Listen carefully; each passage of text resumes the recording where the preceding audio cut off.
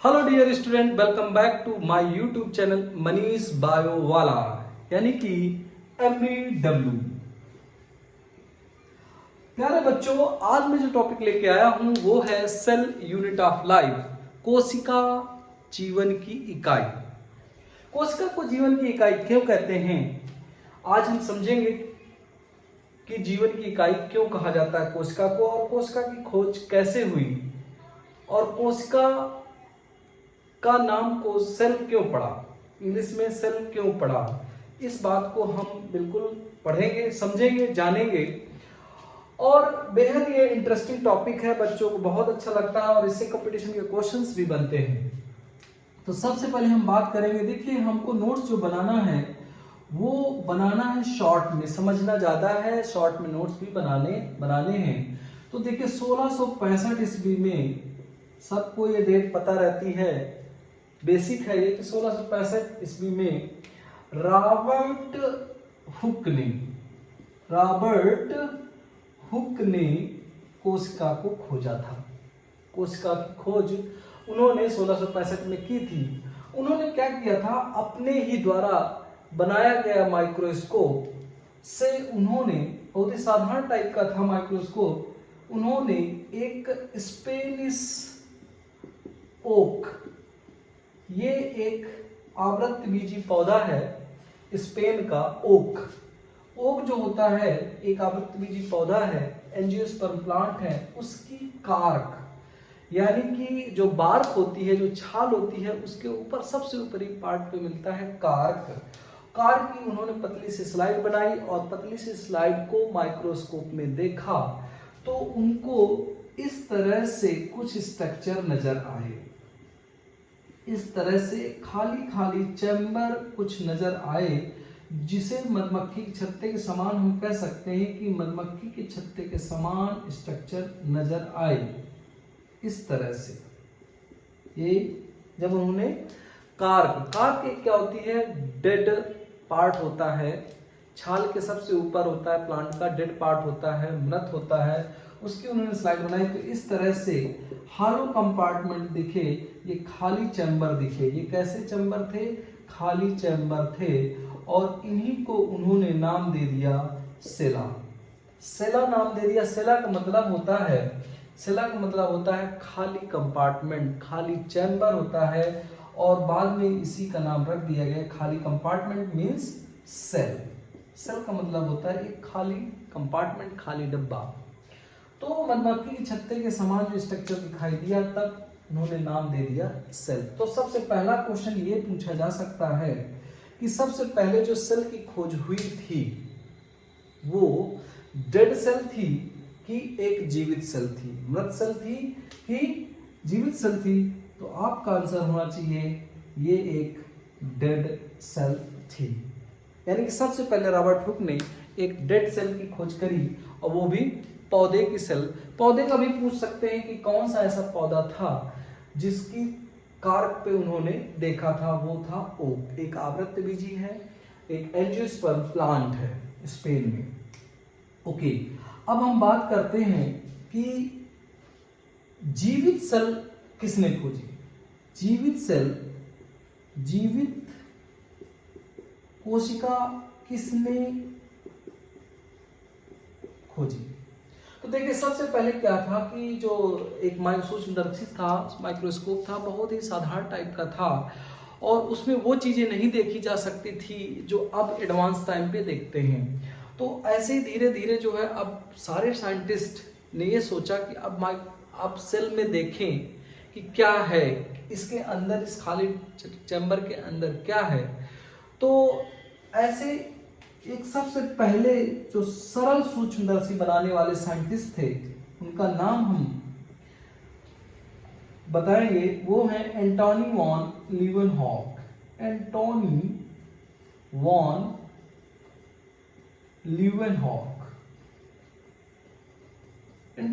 लीवनहॉक scientist, यही एक ऐसे साइंटिस्ट है जिन्होंने सबसे पहले जीवित कोशिका को खोजा। और एंटोनी वॉन लीवनहॉक ये लगभग 1675 ईस्वी के टाइम पर इन्होंने एक जीवित कोशिका खोजी। इनको प्रेरणा कहां से मिली थी, रॉबर्ट हुक से मिली थी। इन्होंने अपना एक सरल सूक्ष्म ओन मेड माइक्रोस्कोप, सरल सूक्ष्मदर्शी बनाया और इसके बाद जीवित कोशिकाएं देखी। सबसे पहले जीवित कोशिकाओं में कौन कौन सी ऐसी कोशिकाएं देखी, तो जीवित कोशिकाओं में देखिए, इसको नोट करेंगे, जीवित कोशिकाओं में क्या क्या है। एक तो है मानव शुक्राणु, मानव शुक्राणुओं को, स्पर्म को इन्होंने देखा था। जीवाणु, जीवाणु को सबसे पहले बैक्टीरिया को इन्होंने ही देखा था अपने माइक्रोस्कोप से। इसके अलावा आरबीसी, लाल रक्त कणिकाएं, आरबीसी भी इन्होंने देखा था और कुछ प्रोटोजोअन्स को भी इन्होंने देखा था, प्रोटोजोअन्स। और कलेक्टिवली इनको सबको इन्होंने कह दिया कि एनिमलक्यूल। याद रखेंगे, एनिमलक्यूल नाम देने वाले जो साइंटिस्ट हैं, एक जीवित कोशिकाओं के नाम देने वाले साइंटिस्ट हैं, वो एंटोनी वॉन लीवेनहॉक। तो ये क्लियर बात हो गई कि एंटोनी वॉन लीवेनहॉक ने जीवित कोशिकाओं को सबसे पहले इन्होंने खोजा। अब हम बात करते हैं कि कोशिका क्या है। कोशिका की हम बात करें कि यूनिट ऑफ लाइफ इसको कहते हैं, कि जीवन की इकाई क्या है। देखिए सिंपल सी बात है कि एक कोशिका से कम, कुछ भी कम, anything other than a cell, एक कोशिका से कुछ भी कम एक प्राणी नहीं हो सकता। हमेशा याद रखेंगे कि एक कोशिका के अंदर वो संरचनात्मक और क्रियात्मक, मतलब जैविक क्रियाएं होनी चाहिए एक कोशिका के अंदर। अगर जीवित कोशिका जैविक क्रियाएं नहीं हैं तो हम उसको एक कोशिका नहीं माने। यानी कोशिका के अंदर क्या क्षमता होनी चाहिए, कोशिका के अंदर वो क्षमता होना चाहिए जो जीवन के लिए इंपॉर्टेंट है, क्रियात्मक होना चाहिए और संरचनात्मक भी होना चाहिए। संरचनात्मक का मतलब वो एक शरीर भी बना सकती है कोशिका, और जितना भी जीवन के जीने के लिए इंपॉर्टेंट प्रक्रम है वो भी होने चाहिए, उपापचय क्रियाएं होना चाहिए, तभी हम उसको कोशिका कह सकते थे। Anything other than a cell never consider a living body या सेल। तो प्यारे बच्चों, यहां तक बात समझ आ गई होगी हैं। अब हम बात करते हैं कोशिका सिद्धांत। बहुत इंपॉर्टेंट टॉपिक है कोशिका सिद्धांत। हमने कोशिका के बारे में पढ़ा, कोशिका की खोज के बारे में पढ़ा। अब कोशिका सिद्धांत के बारे में कर लेते हैं कि एक कोशिका किस तरह से अपनी उपापचय क्रियाओं को कंप्लीट करती है, या एक कोशिका से दो कोशिकाएं कैसे बनती है। देखिए कोशिका सिद्धांत में सबसे पहले प्रिमिटिव बात हम ये समझेंगे, कोशिका सिद्धांत देने वाले जो साइंटिस्ट थे, याद कर लेंगे, इंपॉर्टेंट बात है, दो साइंटिस्ट हैं जो बहुत ही इनका इंपॉर्टेंट रोल है। एक है MJ slider, MJ slider. MJ slider, इन्होंने 1838 में कोशिका सिद्धांत को दिया। कोशिका सिद्धांत का निष्कर्ष भी बताएंगे कोशिका सिद्धांत क्या है। और दूसरे साइंटिस्ट हैं थियोडोरे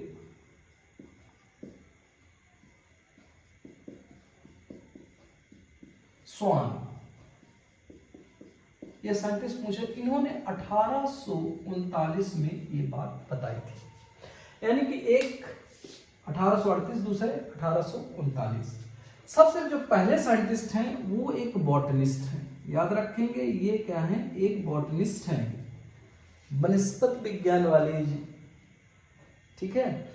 और दूसरे हैं जूलॉजिस्ट, जूलॉजिस्ट हैं। तो याद रखेंगे सबसे पहले कौन आया, तो देखिए जीव विज्ञान में सबसे पहले बॉटनी आई, पहले वनस्पति आई। तो जाहिर सी बात है कोशिका सिद्धांत को देने वाले सबसे पहले साइंटिस्ट हैं वो वनस्पति वाले हैं, वनस्पतिज्ञ यानी कि बॉटनिस्ट हैं। और दूसरे जो साइंटिस्ट हैं वो जूलॉजिस्ट हैं। तो इन्होंने बॉटनिस्ट यानी कि पौधों पर काम किया और उन्होंने ये बताया, स्लाइडन साहब ने ये बताया था कि जितने भी प्लांट, बहुत सारे प्लांट की स्टडी किया और उन्होंने देखा कि बहुत सारे प्लांट सेल के बने हैं, सेल और उनके टिश्यू के बने हैं।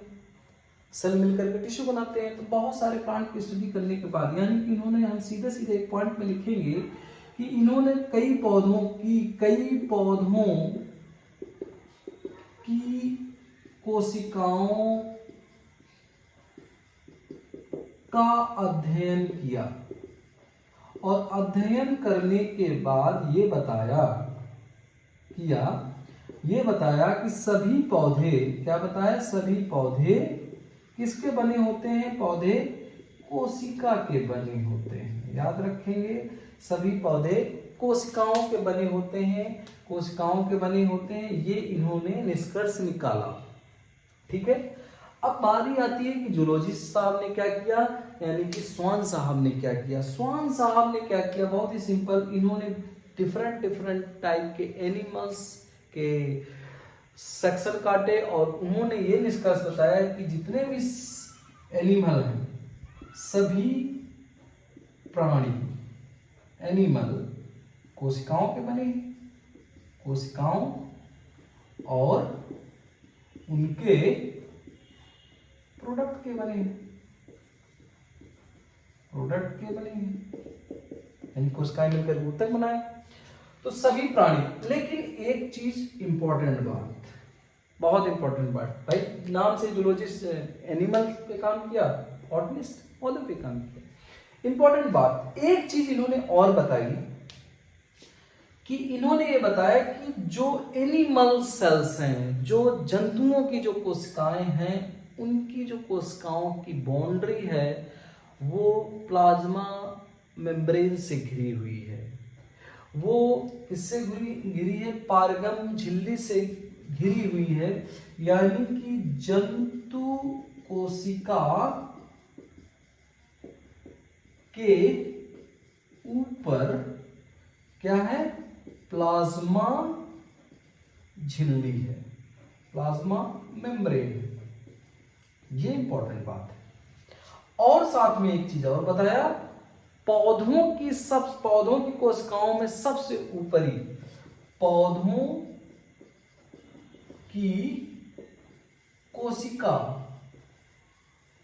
की सबसे